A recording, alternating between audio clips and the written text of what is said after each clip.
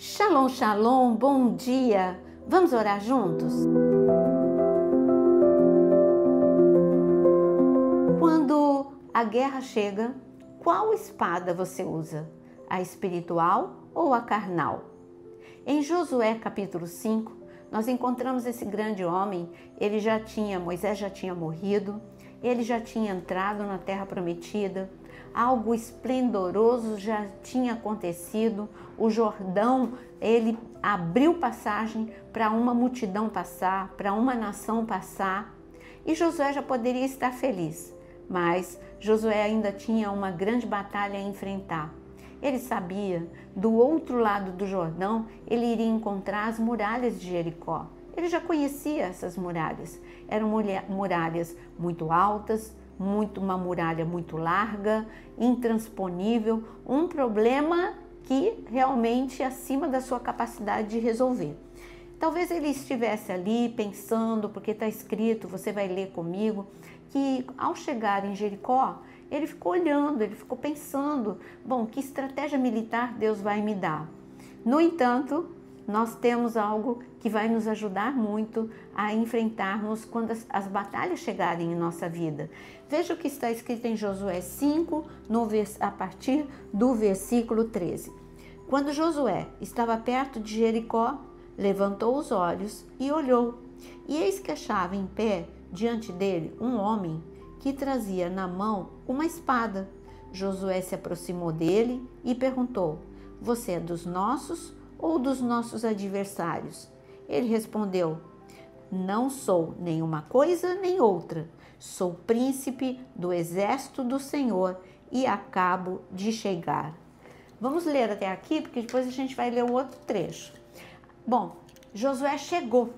Ele atravessou o Jordão e chegou diante do problema. Como eu disse, Josué devia estar olhando para a muralha, levantou os olhos e viu a muralha, e ele sabia que tinha gigantes do outro lado, além dos problemas que eu disse, que era uma muralha muito alta, que até mesmo aqueles que não acreditavam, aqueles príncipes que foram com ele 40 anos antes, disseram: olha, as muralhas são tão altas que chegam até o céu. Exageraram, não é?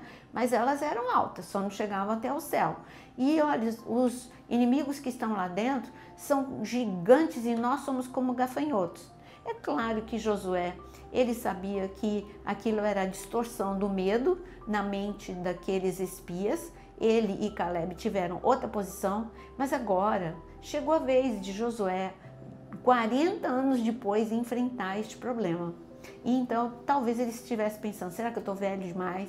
Será que Deus vai me dar uma estratégia? Bom, mas ao invés de Deus dar uma estratégia, o Senhor, a presença de Deus chegou. E como eu disse, aqui ele perguntou, porque quando você está com dúvida, medo, instável, você não consegue reconhecer a presença de Deus. Você viu o que Josué falou? O Senhor é por nós, é inimigo ou amigo, em outras palavras. Ele falou: você não está entendendo, eu sou o príncipe do exército de Deus. Eu comando o exército celestial. Você não está entendendo que eu cheguei agora? E se eu te disser que o Rei dos Reis, o Senhor dos Senhores, chegou agora na tua presença para te ajudar e guerrear as tuas guerras? Acredite, Josué, ele achava que isso só acontecia com Moisés, mas estava acontecendo com ele. E quando ele ouviu o príncipe do exército celestial dizer: eu acabo de chegar. Você leu comigo? Ele disse: eu acabo de chegar. O que é acabo de chegar? Presença de Deus. Olha, a muralha está aí, os gigantes estão aí. Não estou falando para você negar o problema. Eu só estou falando para você olhar para quem está com você. Sou eu, aquele que te prometeu vencer os gigantes, vencer a muralha, vencer o Jordão. Eu estou aqui. Eu estou aqui para guerrear as suas guerras. Então, como eu disse, nós vamos ler a outra parte. No versículo, continuando no final do versículo 14, então Josué se prostrou com o rosto em terra e o adorou. Ele disse: que diz meu senhor ao seu servo? E o príncipe do exército do Senhor respondeu a Josué: tire as sandálias do pé, porque o lugar em que você está é santo. E Josué fez assim. Este príncipe estava com uma espada desembainhada e ele disse: o que o senhor tem para dizer para mim? E ele disse algo que o levou à memória. Ele falou: tira a sandália, porque o lugar que você pisa é santo. Sabe o que ele estava falando? Bom, primeiro, ele estava falando, realmente você está diante de Deus. Então, se purifique, se santifique, tire a sandália. Isso é reverência, isso é humildade diante da minha presença. Mas a segunda parte, por que Deus fez isso com Josué? Para trazer a memória de Josué, assim como eu fui com Moisés, assim como eu me revelei a Moisés na sarça, assim como eu disse para Moisés: tira a sandália, porque o lugar em que você pisa é santo. Eu estou fazendo a mesma coisa com você. Olha, Josué, eu vou te dar unção. A unção que estava sobre Moisés está sobre a sua vida também. E Josué se prostrou, Josué recebeu a unção, Josué entendeu que aquela batalha não era com estratégia militar, era com estratégia celestial. Às vezes eu vou te dar um exemplo bem prático do seu dia a dia. Talvez você queira vencer as batalhas com o seu filho, brigando com ele, gritando, quebrando prato, fazendo alguma coisa. Essa é uma espada carnal. Você não vai vencer as guerras desse jeito. Mas ao invés de você gritar, ao invés de você tomar qualquer outra atitude carnal, se você orar, crendo que Deus é poderoso, se você surpreender com uma atitude contrária à expectativa. O que é atitude contrária? É você, diante da irritação, você se afastar e ir orar. Diante da explosão de ira, você não responder e você sair, se retirar para orar. Então, se você usar a espada espiritual, que é oração, é fé, é adoração, você vai ver o fruto do Espírito, porque quando você manifesta o fruto do Espírito na sua casa, todos vão ser surpreendidos, inclusive as trevas. Qual é o fruto do Espírito? O fruto do Espírito, como está escrito em Gálatas 5, é paz, é a alegria, é a justiça, é tudo que está escrito, é a mansidão, é o domínio próprio. Tudo que está ali é a manifestação do caráter de Deus na sua vida.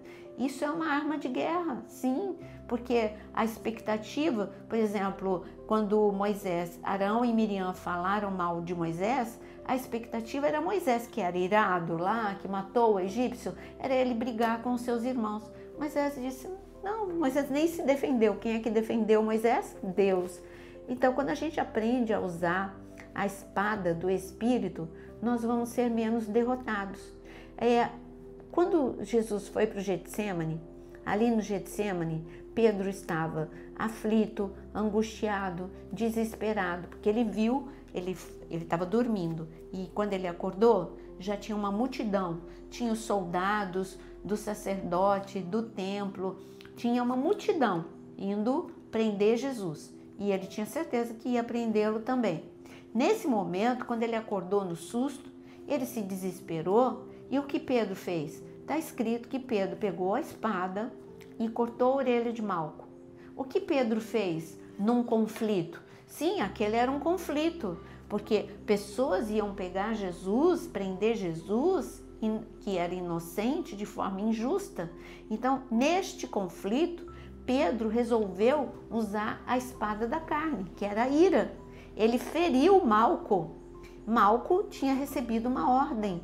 Então, Malco não era a pessoa que tinha traído Jesus, não era a pessoa que teve a ideia de prender Jesus. Malco estava debaixo de uma ordem e Pedro feriu Malco e feriu muito gravemente. A orelha foi completamente decepada e Jesus repreendeu Pedro. Jesus curou Malco e repreendeu Pedro. E Pedro aprendeu que guerras de alto nível, elas precisam ser vencidas com a espada do Espírito. E não é fácil você escolher a espada do Espírito, porque o diabo sempre vai te oferecer a espada da carne. Então agora derruba toda a espada do Espírito, joga no chão, derruba no chão e segure a espada do Espírito, porque nós vamos orar. Oração é a espada do Espírito. O fruto do Espírito é a espada do Espírito.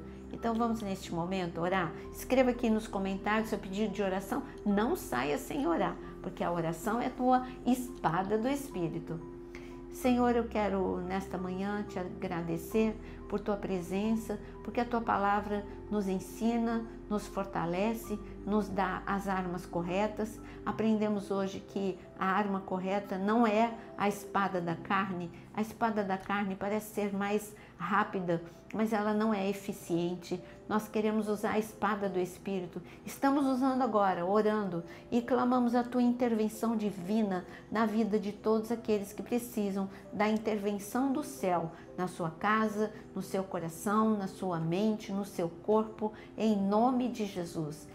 Cremos em milagres e já te agradecemos por tudo que o Senhor está fazendo, em nome de Jesus. Amém e amém. Que Deus te abençoe, que você use só a espada do Espírito, porque assim você não vai ferir ninguém. Você vai só desativar os planos das trevas através de uma intercessão. E quando você sair, deixa o teu like e compartilhe com muitos, principalmente nos seus grupos de WhatsApp.